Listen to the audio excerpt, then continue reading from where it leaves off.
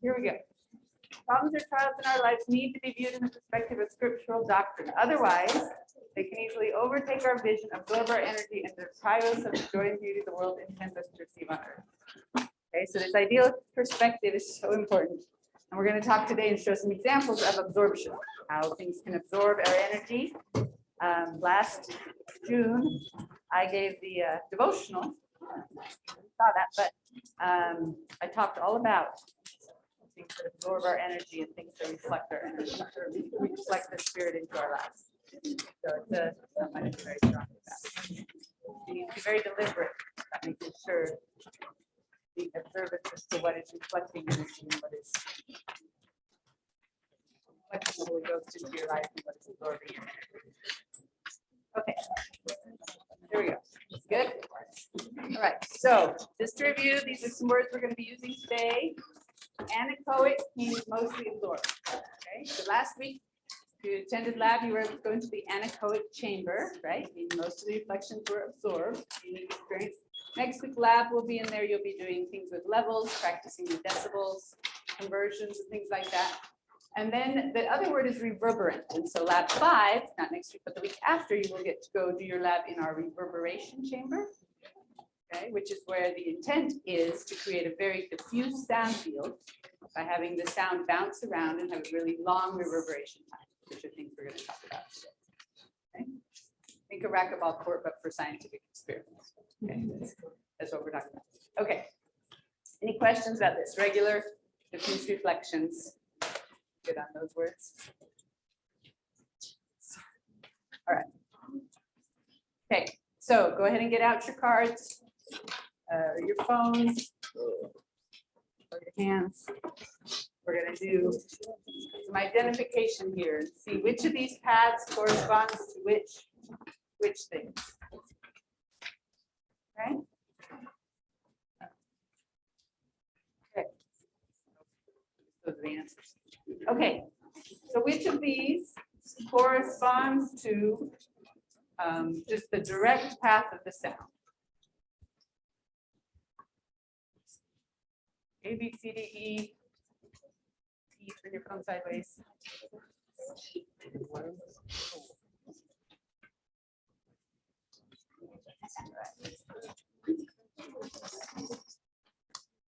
All right, let's make this a little bigger if I can. Okay, it's A. A is just representing the direct sound, just not hitting anything, just coming to, some listening. Okay, which one would represent diffraction?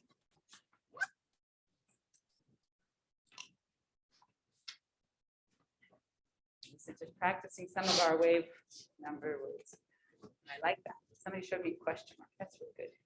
I have to teach us how to do that. If you don't know, do a question. Okay, you can figure it out. Okay, good. Okay. So diffraction is actually D. It's the bending of the sound around things like walls and through slits and corners. Okay, so D is diffraction. Okay. All right. Okay.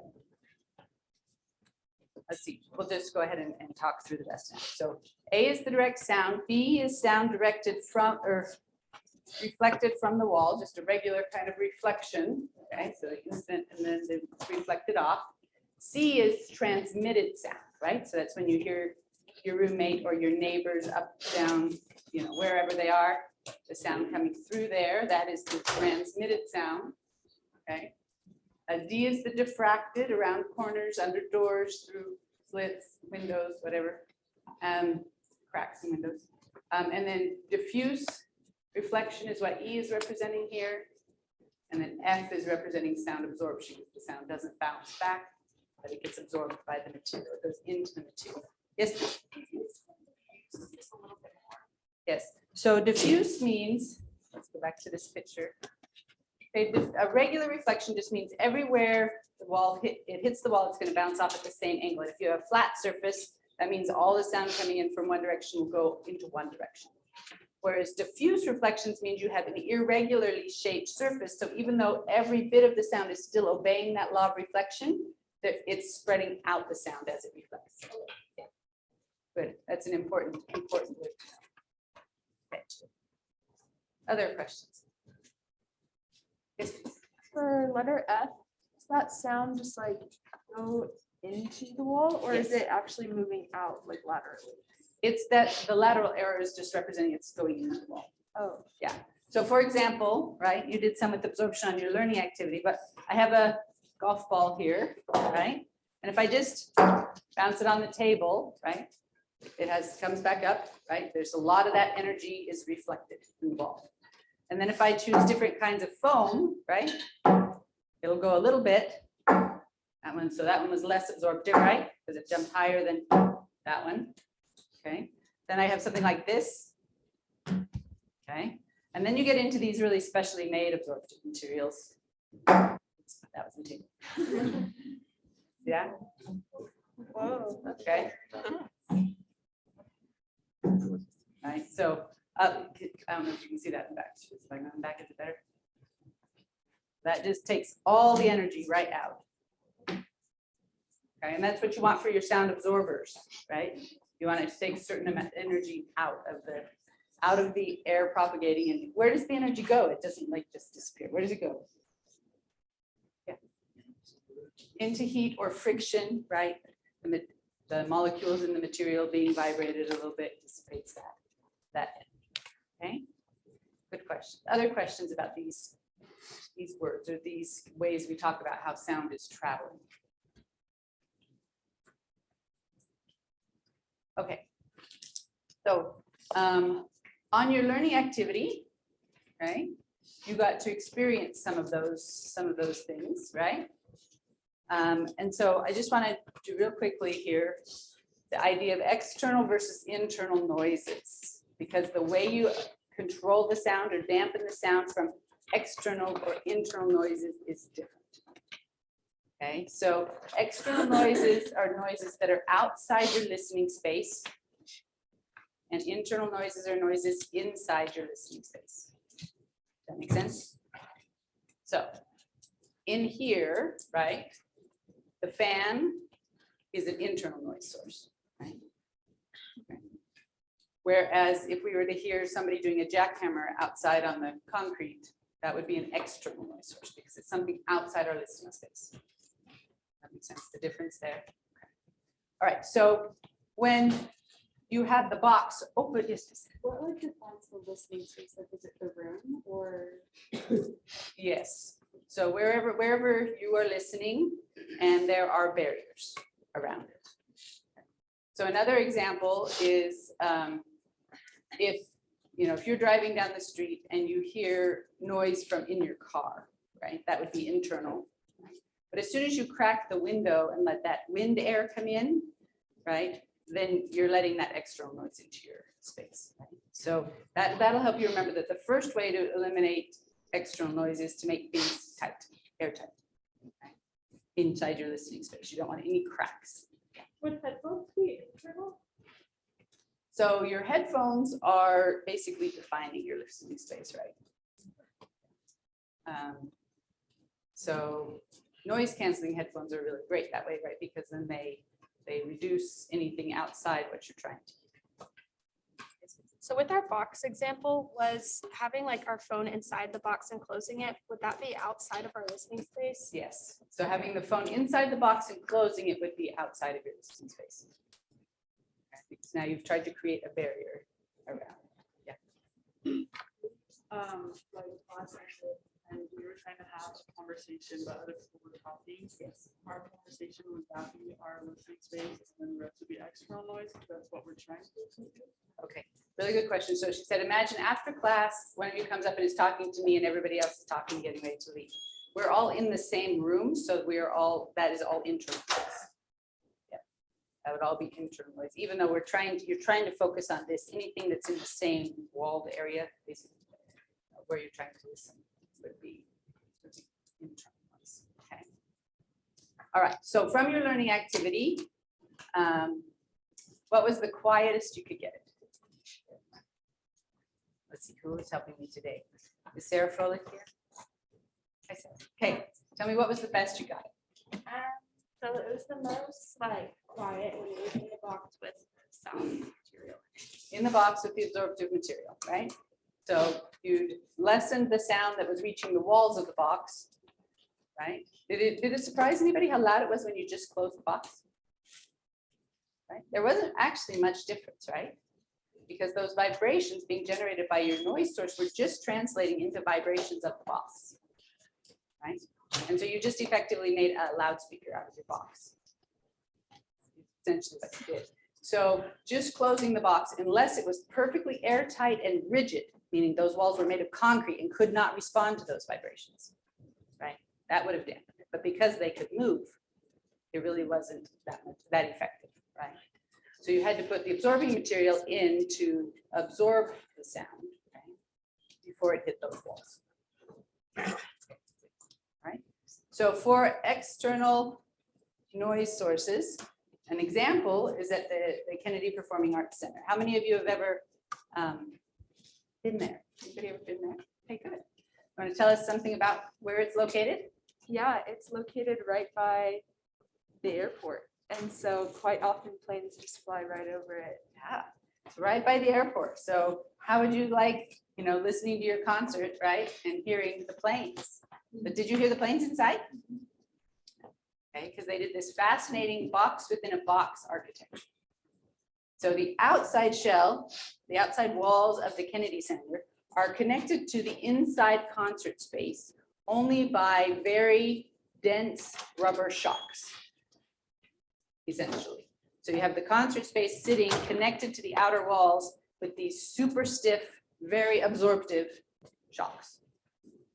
So that all those vibrations that hit those outer walls get absorbed by the shocks, so they don't vibrate the walls of the inside concert.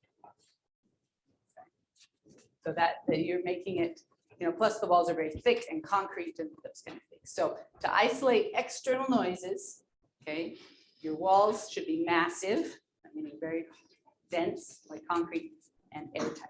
If you have any cracks, then it will significantly increase the amount of sound. Okay, and then internal noise, okay, is when you really want to use absorptive materials, okay?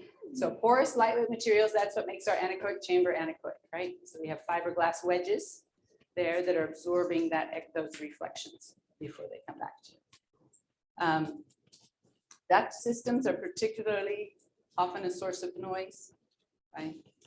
So when you go to the reverberation chamber, you'll see that instead of like vents, like you have in your house, right, where there's kind of a shh, because the air is going through a small constricted space, they're just big open squares.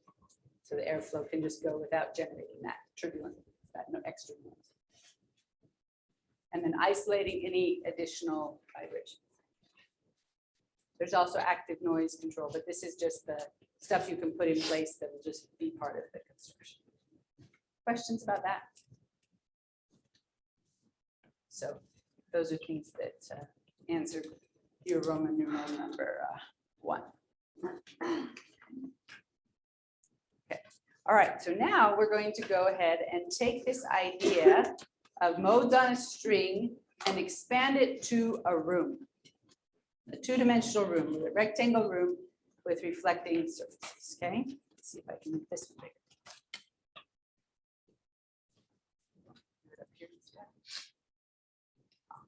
Okay, all right.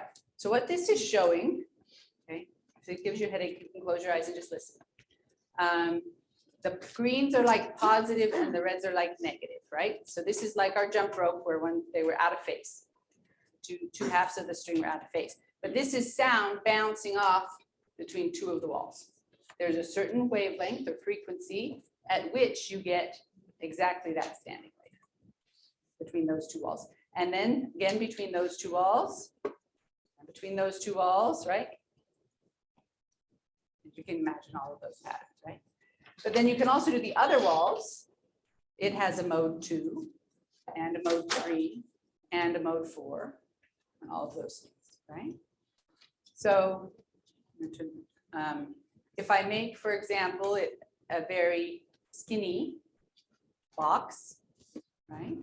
You can look at that mode or this mode. Which one has a longer wavelength? The one associated with the shorter distance or the longer distance? The longer distance, okay? So the longest distance in your room will correspond to the lowest natural mode of the room. When you do your lab in the anechoic chamber, they will set the frequency of a subwoofer to just play the frequency of one of these natural modes, and you will get to walk through that standing wave pattern. At mode 1, it's not as, okay, does that make sense? So you'll get to actually walk through and see where it's louder and quieter. Okay? And if you notice on these, see that the walls are antinodes, right? Not nodes of the sound. And then what really is happening when you make a sound in your room, okay, is that you're exciting some amount of all of these different modes. Okay, so the sound in the diffuse room, right, if you let it go long enough, is the combination, just like our sound we hear when we do our spectrum analyzer, right, is the combination of all those different frequencies. Our room has all of those different natural frequencies that are basically making up the complex sound field. Yes, please, question. What do those grids represent? These grids can be thought of as, remember how we had our N? So F1, then 2F1, 3F1, 4F1, 5F1, but there now are 2 directions. Okay, so if we take, reset, see if that will just show me. So that would be like a mode 2, right? And then mode 3, mode 4 in that direction. But then if I come down, I have mode 2, mode 3, mode 4 in that direction. And then these are the cross modes, they call them. Because now you have extra modes that are not just those integer multiples where you can get all these funky patterns. Yes, please. Yeah, so if you make it, so there are actually a third index if you were to do height. So this first grid is for if you're just considering just modes that are in the XY plane, no Z dependence, height dependence. But in actuality, it is a 3-dimensional space. So you actually do have modes that are, the 1, 0, 1 mode, which have nodes in 2 planes, like the vertical and the sideways plane, but not in the other sideways plane. So it's kind of like counting how many antinodes it would have in each plane, which is what those numbers mean. Good question. Okay. Other questions about that? Yes. So what determines the mode? Is it just the distance alone or what else? Yeah, so what determines the mode? So it's the distance between the walls and the speed of sound will determine that frequency, just like on the string or in the tube. Okay. And we're not going to get into the complicated math of how you do it in 3D or anything like that. We're just going to focus on, given the dimensions of my room, what is the lowest natural frequency. So, but I wanted you to see that it is a more complicated thing. And, when you're, and these would all have just regular reflections, flat walls, okay? Which near the bottom of, where you stand on the anechoic chamber it's relatively good. All right, so let's remind ourselves, what is the equation for the natural frequencies of a fixed string? Okay, these natural frequency equations are some of the few that you do need to memorize for the test. Okay, that's analogous to having hard walls. Okay, so we had F1 was V over 2L. 2L was the wavelength associated with that. That makes sense? Okay, so for the longest dimension of your room, this equation will tell you the lowest natural frequency of the room. After that, it gets more complicated, but this is just kind of helping you see the analogy.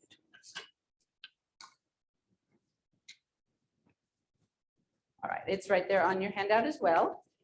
Okay, so number 1, okay, what is the lowest resonance frequency for a standing wave or a mode in a room that has dimensions 1 meter by 1.5 meters by 2 meters?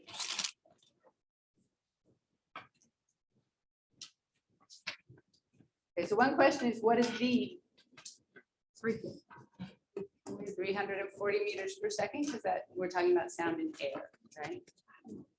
Okay. Even if you don't have your calculator out or whatever, you can at least write it down, okay? So that will give us 340 meters per second divided by 2 times the longest dimension of the room, which is 2 meters. So 340 divided by 4 is what we would be doing. Questions about how to set that up?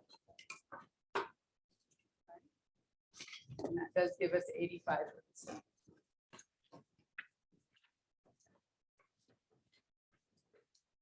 right, questions about that? How to use that idea? Okay, so I hope you really do hope you get to do lab 5 because it's really cool to be in that space and actually like feel these things and see them. Okay, the next idea is reverberation time. Who can give me a definition of reverberation time? What does that mean? Reverberation. Yes, It's like the amount of time it takes the sound to die out. exactly. It's the amount of time it takes the sound to die out. Very good. Okay, and so the way you measure it is you make some loud impulsive sound, like a starter pistol, which you also do in the lab, and then, or you know, if you go around with architectural acousticians, then they'll come into your room and they'll always go. Listen, they're just listening for how long it takes that sound to die down. Okay, and the reverberation, there are lots of ways to define this. So usually there's some peak and then something like this. Okay, and they take and they say, okay, from my peak, how long does it take to go down 60 decibels? That is called the RT60. We'll just call it RT. How long does it take the sound to die down 60 decibels? So tell me some places where you've experienced really long reverberation times. Yes? Grand Canyon, right? With the echoes between the walls. Yep. So those reflections would keep the sound levels higher for longer. Good. Yes, please. In a tunnel, exactly. Getting those reflections bouncing back and forth, keeping that sound going. Good. Yes, please. At a cathedral, right? Because you have all of these hard, really reflecting walls, not absorbing the sound, and wonderful ornamentation that's making this diffuse sound field, right? Okay. So one time we, my husband and I got to go to Mont Saint-Michel, this cathedral on a little island off the coast of France. And they had, we got there really late, so it was empty, which was wonderful. And they had these musicians playing in different parts of the cathedral, which was gorgeous. But the type of music the musician chose to play made it more or less enjoyable to listen to. You think why? What kinds of music would be nice to listen to in a reverberant space versus not so nice? Like anything with super long held out notes, but if it's kind of choppy, it's just gonna muddle, you know. Exactly, as you said, anything that's long, sustained patterns, right? And especially like organ music, right, is designed for reverberant spaces because you want all of that sound to blend together, okay? But if it's something that has fast moving passages, then when the reverberation time is long, it just gets all muddled because the other notes haven't died out, right? What about speech? Do you want long reverberation times if you're trying to talk to people? No, because the same thing, right? Our speech moves relatively fast, and if the sound from, you know, several syllables ago is still around, it makes it much harder to distinguish what we are hearing, right? Okay, so the desired reverberation time really depends on what you are trying to do in that listening space, in that room, or wherever you are. Okay, all right. So there is, this is our equation that we're going to use. Well, actually, before we go to that, let's do Roman numeral number 3 here, okay? Which is comparing these desirable reverberation times, okay? So this list here, there's a table in the book, but this looks like this.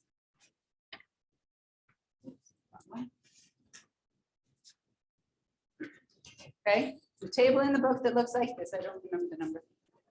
Basically tells you, starting from the top, you need the smallest reverberation time if you're like in an office doing, speaking to people. Classroom speech can be, we tolerate it a little bit longer. Workroom speech, like a warehouse workroom or something.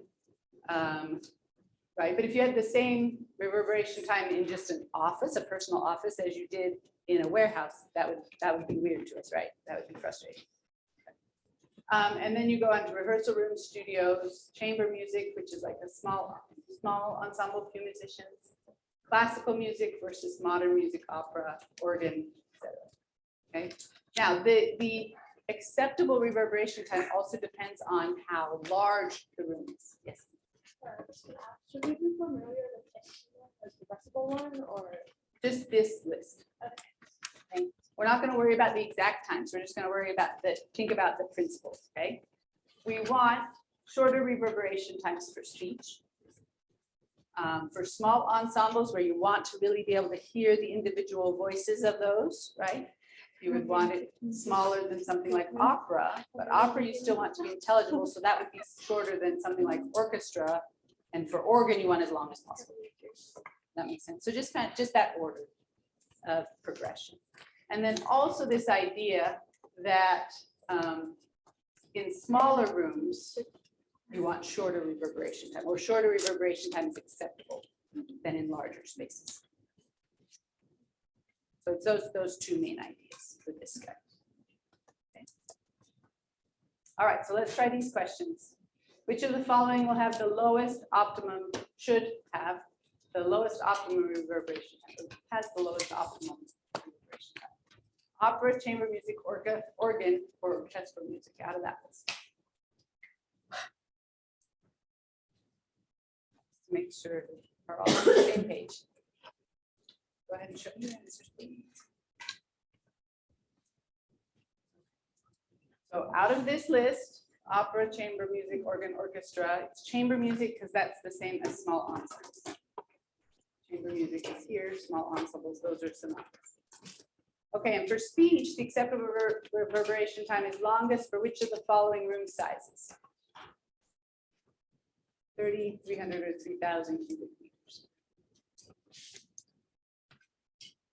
Okay, those of you who are not showing me your phones, I don't know if I need to repeat myself, or if we can move on to the.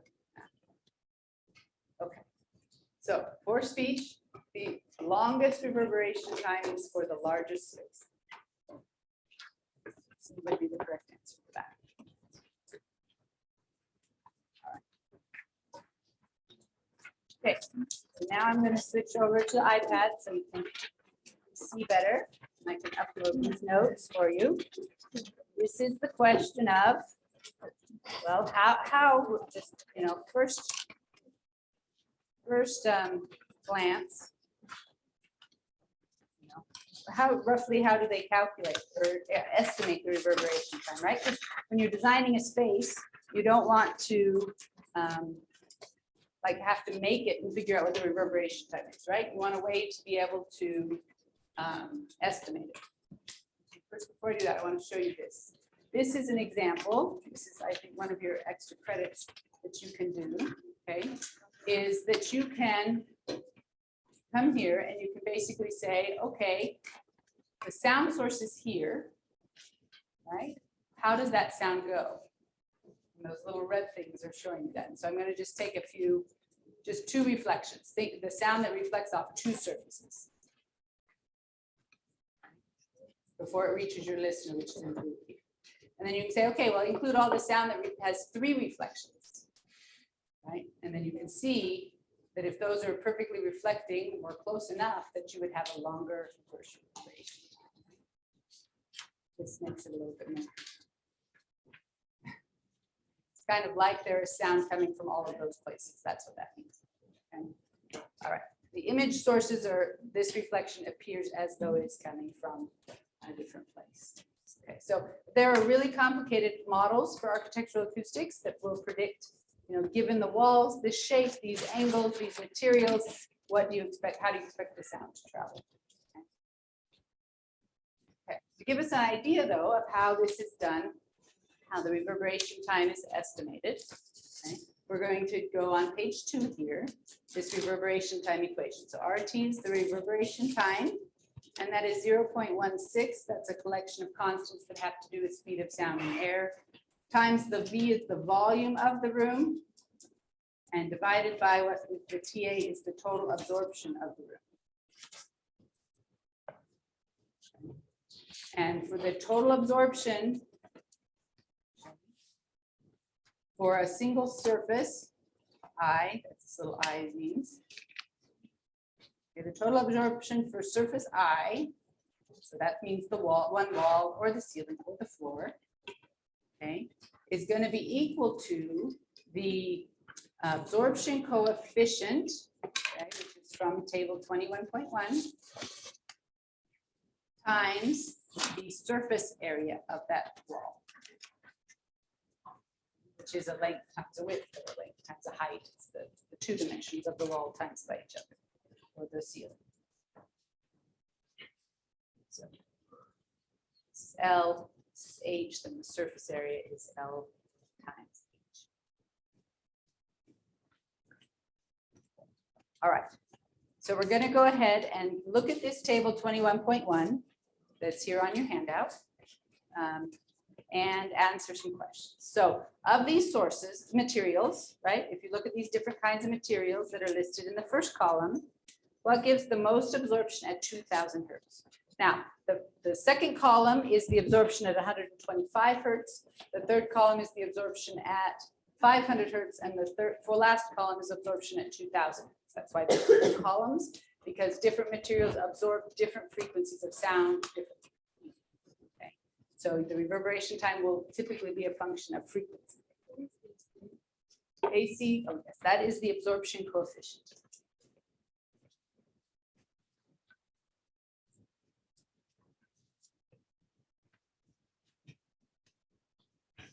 That's from that table. Okay, so yes. And then what does the AC from surface area, what is that equal to? That equals the total absorption for that surface, where the I is just indicating which surface. Left wall, right wall, front wall, back wall. All right. Good questions, other questions? Yes, please. So is the absorption coefficient the number that we find when we like find the material then the frequency? Yes, so the values that are in these three columns are the absorption coefficients of those materials at that frequency. We're not going to go to any other frequencies, just the ones on the table. Okay, so what surface gives us the most absorption at 2000 hertz? So you look down the 2000 hertz column and you find the largest numbers. Okay, and then you look to the left. And what is it? What material is it? Fiberglass blanket. Yeah, the fiberglass blanket. Okay. Okay, and how about at 125 hertz? Then you go down the 125 hertz column. And those are usually quite a bit lower than the higher frequencies. But again, it's that fiberglass blanket, 7.5 centimeters thick. It gives you the most. Any questions about that? How you know what those AC numbers are? Yes. So the greater the number, it's like Yes, the greater the number corresponds to greater absorption. That's the point. All right, so in general, looking from left to right through these columns, do high or low frequencies have higher absorption coefficients? Are they more easily absorbed? High frequencies tend to be more easily absorbed. All right. Okay, so now we're going to go to C on the back side. And we're going to write it out before we have you do some on your own. What is the total absorption? So TA is our question mark of 500 hertz. So you got to make sure you know what frequency you're at, so you know which column to look in. And the surface area of this wood floor is 3 meters by 4 meters. Or 12 meters squared. And the material is wood. Okay. So for total absorption, I need to know the absorption coefficient of wood times the surface area. So I go to my table and I find from the table that the absorption coefficient for wood floor, second line from the bottom, and then I make sure I'm in the 500 hertz column, is 0.06. Questions on how I found that number? So that means the total absorption is 0.06 times 12. Which is then, you do it on your calculator, but you get 0.72 for the total absorption.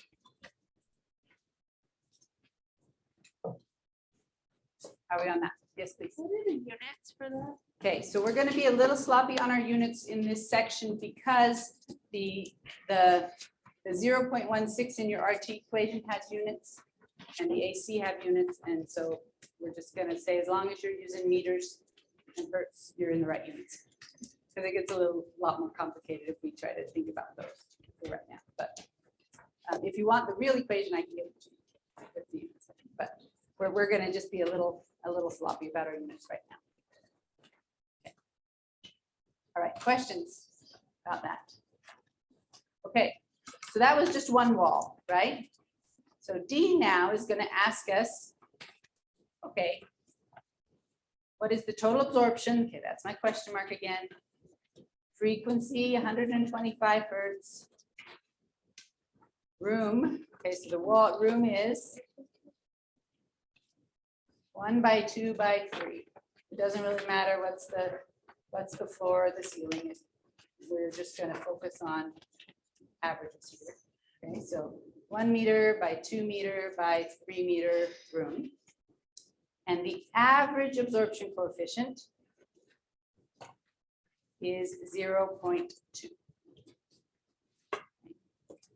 When I first taught this class, we told you, the rooms are this and the ceilings this and the floor is this, and we made you go through all of this extra math, but it takes just a long time. So we've simplified it for you. We're just giving you average or absorption coefficient. You can pretend it applies to all of the surfaces. Okay. So again, the trend total absorption for the whole room, okay, not just one wall, is going to be that average absorption coefficient times the surface area of each surface in the room. So we have to do the average absorption coefficient times surface area of wall 1 plus the absorption coefficient average of wall 2's area plus wall 3's area plus wall 4's area. You can calculate the total surface area and multiply it. I'm just trying to motivate it. But yes, ultimately, that's what we're doing. I'm just writing it out long this first time so you can see that that's really what I'm doing. Okay. Taking every single one of those 6 surfaces in the room. But as you said, that is the same thing as the average absorption coefficient times the sum of those surface areas in the room.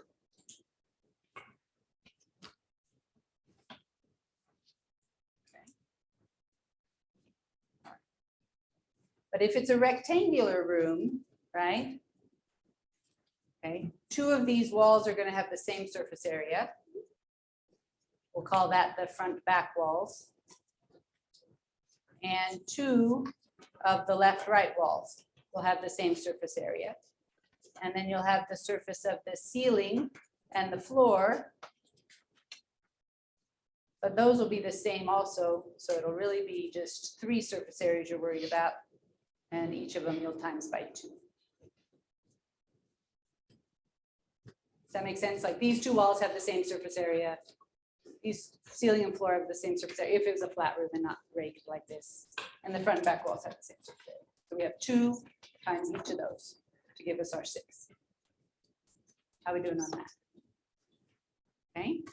So basically you're going to say the average absorption coefficient times, and then we'll have 2 times.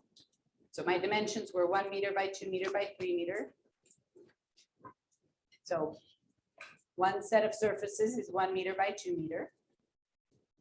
Another set of the surfaces is 2 meter by 3 meter. And the third set of surfaces will be 1 meter by 3 meters. Okay, so you have some walls that are that long, okay, say, and walls that are this long, and floor and ceiling that are that long, or vice versa. You have three pairs where you can multiply those. Questions?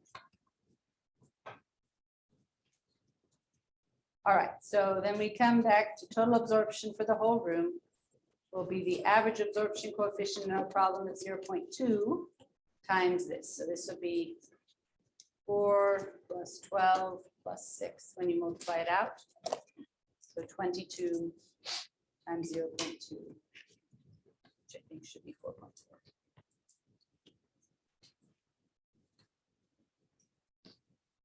Okay, questions about that?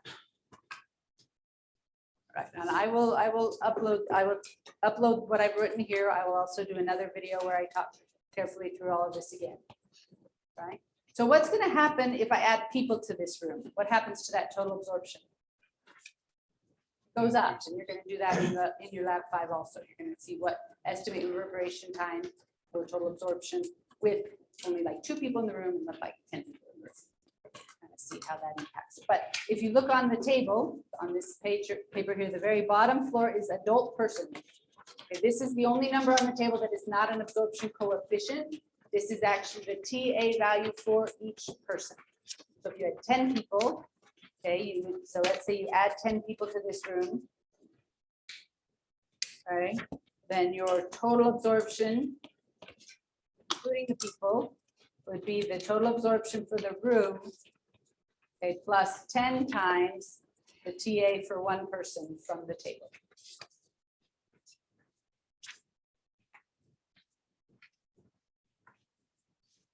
At whatever frequency you're using. Okay, questions about that? Yes.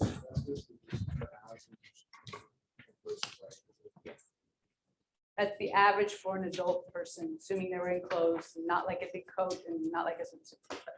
Your clothes are absorbed also. And they do this just by doing a whole bunch of measurements and finding, what is the average. Okay, how are we doing? Okay. So let's go ahead and we will start working through these numbers 4, 5, and 6. I want you just to spend the next 5 minutes working through these at your own pace. You can talk to your neighbors, you can ask me questions and Elena questions, okay? And then, like I said, I will make a video where I walk all the way through, okay? But I want you just to, really quick though, one last thing before we do that. Once you had this total absorption, you then put it into the reverberation time equation. We have the V on top, which is the volume, okay? That V is going to be the length times the width times the height. So basically you multiply all of those together. So that would be 6 meters cubed. So in this example, without the people, just the room, reverberation time for the whole room would be 0.16 times 6 meters cubed divided by that 4.4 number that we got. Again, we're just being kind of flaky on our units right now. So that would give you the total reverberation time for the room. Questions on that? Okay. All right, so why don't you go ahead and work on these next 3. You can talk to your neighbor, you can ask me questions or Elena questions. We'll just kind of walk around, you can flag us down, okay? Time units will be seconds. As long as you use meters in there for your distances, the reverberation time will be seconds. Okay, I want to propose one other thing here as we end. So for you to be thinking about, I would like to make a change to our schedule if it works for you guys. But if anybody's already made plans, then I don't hesitate. But so I left Wednesday the 9th free because I wasn't sure when my son's coming home. He's supposed to come home like at 2 o'clock, so that's not going to be a problem. If we go ahead and start unit 2.1, then move these guys up, then we could not worry about doing Monday instruction on the Tuesday. Because that's really hard to do 3 days of class in that 1 week. So if everybody's okay, I mean, if you really have a problem, let me know, but I mean, I'd hate to waste a day if we could take it when we really need it. So I would be here if you want to talk to me, but you could have it not be required to do 3 weeks in that. I will make those changes then.